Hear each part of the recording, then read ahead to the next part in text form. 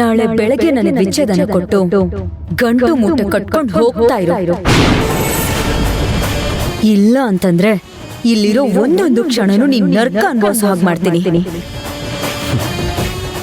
ಪರವಾಗಿಲ್ಲ ಜ್ಯೋತಿ,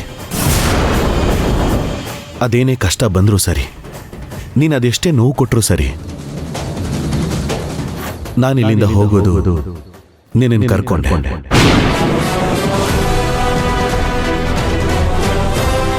ಅದು ನಿನ್ನ ಭ್ರಮೆ. ಜ್ಯೋತಿ, ನಾನು ಮೊದಲನೇ ಸಲ ನಿನ್ನನ್ನು ಕರ್ಕೊಂಡು ಹೋಗೋದಕ್ಕೆ ಅಂತ ಈ ಮನೆಗೆ ಬಂದಾಗ ನೀನು ನನ್ನನ್ನು ಅವಮಾನ ಮಾಡಿ ಈ ಮನೆಯಿಂದ ಆಚೆ ತಳ್ಳಿದ್ದೆ. ಈಗ ಅದೇ ಮನೇಲಿ ಈಗ 10 ದಿನ ಇರೋ ಥರ ಬಂದಿದ್ದೀನಿ. ನೀನಿದನ್ನು ಯಾವಾಗಲಾದರೂ ನಿರೀಕ್ಷೆ ಮಾಡಿದ್ಯಾ? ಇಲ್ಲ ತಾನೆ? ಜೀವನ ಅಂದ್ರೇ ಹೀಗೆ. ನಾವು ಅನ್ಕೊಳ್ಳೋದಕ್ಕಿಂತ ನಮ್ಮ ಹಣೆಯಲ್ಲಿ ಏನು ಬರ್ದಿರತ್ತೋ ಅದೇ ಆಗೋದು. ನನಗೆ ನಂಬಿಕೆ ಇದೆ, ನಾನು ನಿನ್ನನ್ನು ಇಲ್ಲಿಂದ ಕರ್ಕೊಂಡು ಹೋಗ್ತೀನಿ. ಅದೇನೇ ಆಗಲಿ ನಿನ್ನನ್ನು ಕರ್ಕೊಂಡು ಹೋಗಬೇಕು ಅಂತಾನೆ ಬಂದಿರೋದು. ಕರ್ಕೊಂಡು ಹೋಗ್ತೀನಿ. ಅದನ್ನು ಯಾರಿಂದಾನೂ ತಪ್ಪಿಸೋದಕ್ಕಾಗಲ್ಲ.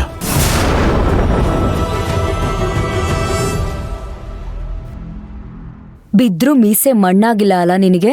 ಅದೇನೋ ಹೇಳ್ತಾರಲ್ಲ, ಹೆಣ್ಣಿಂದಾನೇ ಆರಂಭ ಹೆಣ್ಣಿಂದಾನೇ ಅಂತ್ಯ ಅಂತಾರೆ. ನಿನ್ನ ಪ್ರೀತಿ ಕತೆನ ನಾನು ಆರಂಭ ಮಾಡಿದ್ದೆ, ಅದನ್ನ ಮಣ್ಣು ಮಾಡಿ ಅಂತ್ಯನೂ ನಾನೇ ಮಾಡ್ತೀನಿ. ಇದರ ಪರಿಣಾಮನ ನಾಳೆಯಿಂದಾನೇ ನೀನು ಅನುಭವಿಸ್ತೀಯ, ನೋಡ್ತಾ ಇರು. ಯಾಕೆ ಸುಮ್ಮನೆ ಮಾತಾಡಿ ಆಯಾಸ ಮಾಡ್ಕೋತೀಯ? ಮಲ್ಕೋಬಾ. ನಿನ್ನ ಪಕ್ಕ ನಾನ್ ಮಲ್ಗೋದಾ? ಅದು ಈ ಜನ್ಮದಲ್ಲೇ ಇಲ್ಲ. ಆ ಆಸೆನೂ ಇಟ್ಕೋಬೇಡ. ಅದು ಆಸೆ ಅಲ್ಲ ಜ್ಯೋತಿ, ಪ್ರೀತಿ. ಆ ಪ್ರೀತಿ ಯಾವತ್ತೋ ಸತ್ತೋಯ್ತು. ನಾವಿಬ್ರು ಬದುಕಿದೀವಲ್ವಾ, ಮತ್ತೆ ಅದಕ್ಕೆ ಜನ್ಮ ಕೊಡೋಣ.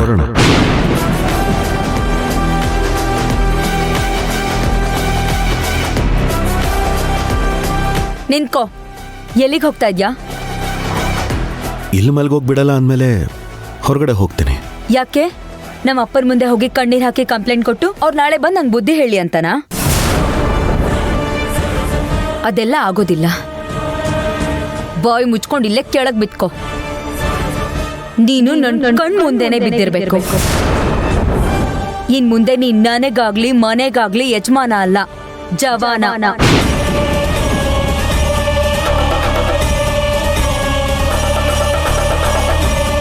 ಇನ್ ಮುಂದೆ ಈ ಮನೇಲಿ ಇರೋಷ್ಟು ದಿನ ಈ ಮನೆ ಕೆಲ್ಸನೆಲ್ಲ ನೀನೇ ಮಾಡ್ಬೇಕು. ಆದ್ರೆ ನಮ್ಮಪ್ಪನ ದೃಷ್ಟಿಲಿ ಮಾತ್ರ ನೀನ್ ಇಷ್ಟಪಟ್ಟು ಕೆಲಸ ಮಾಡೋ ತರ ಇರ್ಬೇಕು. ನನ್ ಬಲವಂತಕ್ ಮಾಡೋ ತರ ಇರಬಾರ್ದು.